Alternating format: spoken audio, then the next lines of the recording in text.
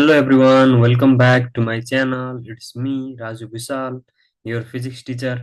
आज म तपाईहरुसँग एउटा न्यूमेरिकल लिएर आएको छु। यो चाहिँ क्लास 11 फिजिक्सको हिट एन्ड थर्मोडायनामिक्स पोर्सनको न्युटन्स ल अफ कुलिङसँग रिलेटेड न्यूमेरिकल रहेको छ। अब ढिला नगरिकन आजको यस न्यूमेरिकल तर्फ लागौं है त। क्वेशन यस प्रकार रहेको छ। A bucket full of water is kept in a room. The water in bucket cools down from 55 degrees Celsius to 50 degrees Celsius in 5 minutes and from 50 degrees Celsius to 45 degrees Celsius in 7 minutes. What is the temperature of room? हामीलाई चाहिँ यहाँ के दिएको छ भन्दाखेरि त्यो एउटा बाल्टीमा पानी राखिएको छ भनिएको छ अनि त्यो पानीलाई चाहिँ 55 डिग्री सेल्सियस देखि 50 डिग्री सेल्सियस सम्म कुल हुनको लागि 5 मिनेट टाइम लाग्छ भनिएको छ। त्यस्तै 50 डिग्री सेल्सियस देखि 45 डिग्री सेल्सियस सम्म कुल हुनको लागि 7 मिनेट टाइम लाग्छ भनेर भनिएको छ। अनि हामीले चाहिँ टेम्परेचर अफ रुम पत्ता लगाउनु पर्ने छ। न्युटन्स ल अफ कुलिङ अनुसार भन्ने भने temperature of surrounding find out गर्नुपर्ने छ। त्यसको लागि हामीले यसरी गर्नुपर्ने हुन्छ है त। We have to determine the temperature of room, let it be TS. अब यो टेम्परेचर अफ रुमलाई हामीले टीएस छ भनेर मानौं।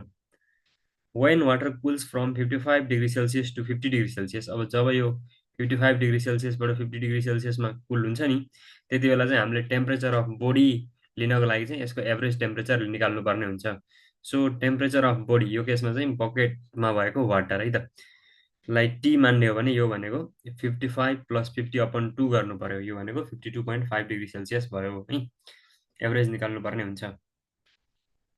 एन्ड टाइम फर कुलिङ, अब यति बेलाको कुल हुनको लागि लाग्ने टाइमलाई हामीले टी1 मान्यौं भने यो चाहिँ 5 मिनेट्स हुन्छ भनेर भनेको छ। एन्ड अब यसमा हामीले न्युटन्स ल अफ कुलिङ लगाउँदा from Newton's law of cooling rate of heat loss अथवा rate of cooling dq by dt, यहाँ फर्स्ट केसको लागि भएर 1 राख्यौं equal to minus K T minus TS. अनि अब यसमा भ्यालुहरु राख्दै गर्दाखेरि के हुन्छ त, dq लाई थाहा छैन हामीलाई, अननोन हो यो, त्यही भएर dq नै राखौं। dt1 भनेको टाइम चाहिँ हामीलाई दिएको छ 5 मिनेट्स भनेर यसलाई 5 राखौं, यो टाइम मिनेट्समा युज गरिएको छ है, इक्वल टु माइनस के, यो कन्स्ट्यान्ट हो न्युटन्स ल अफ कुलिङमा आउने कन्स्ट्यान्ट। अनि यो टी भनेको टेम्परेचर अफ बडी 52.5 राखौं माइनस टीएस चाहिँ हामीले निकाल्नु पर्ने क्वान्टिटी हो। सो यसलाई इक्वेसन 1 मानौं। यो 55 डिग्री सेल्सियस देखि 50 डिग्री सेल्सियस सम्म कुल हुने बेलाको कुरा भयो।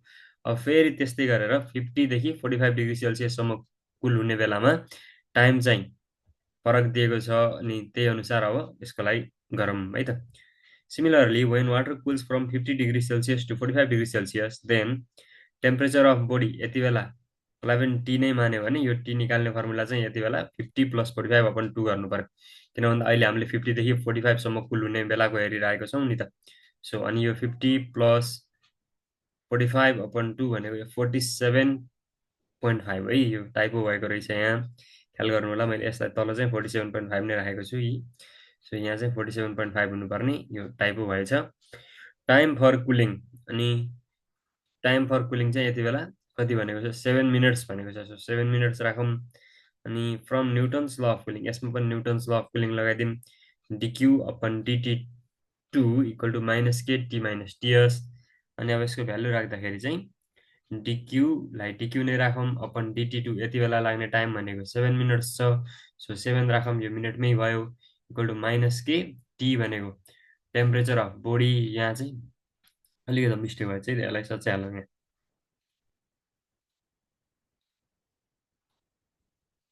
यहाँ चाहिँ हुनुपर्ने हाम्रो 47.5 हो, यहाँ चाहिँ टाइपो भएको रहेछ। सो यसलाई मिलाऊँ।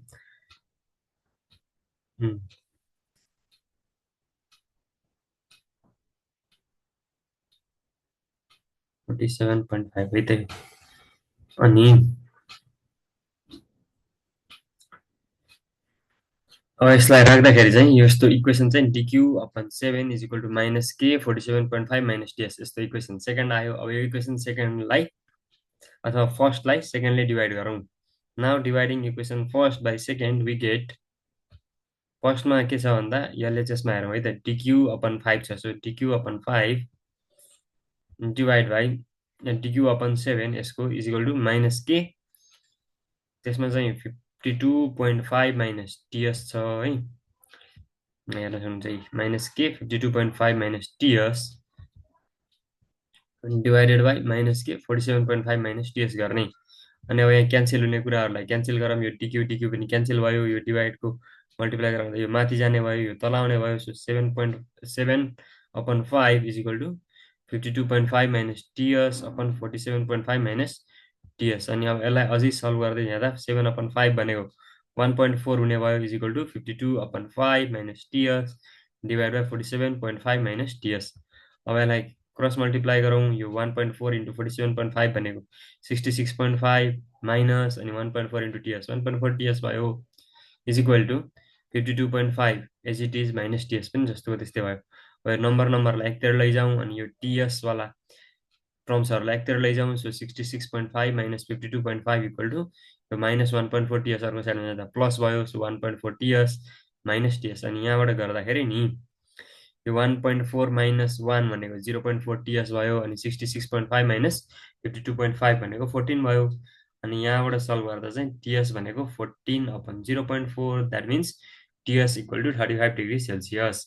सो हामीलाई चाहिँ क्वेसनमा टेम्परेचर अफ सराउन्डिङ क्यालकुलेट गर्नुहोस् भनेर बनेको छ। यसरी चाहिँ हामीले न्युटन्स ल अफ कुलिङ लगाएर गर्दाखेरि चाहिँ temperature of surrounding 35 degree Celsius निकाल्न सकियो है त। Hence the temperature of the room is 35 degree Celsius. यसरी चाहिँ हामीले न्युटन्स ल अफ कुलिङबाट सराउन्डिङ टेम्परेचर क्यालकुलेट गर्न सक्छौँ। होप तपाईँहरूले आजको यो भिडियो बुझ्नुभयो होला।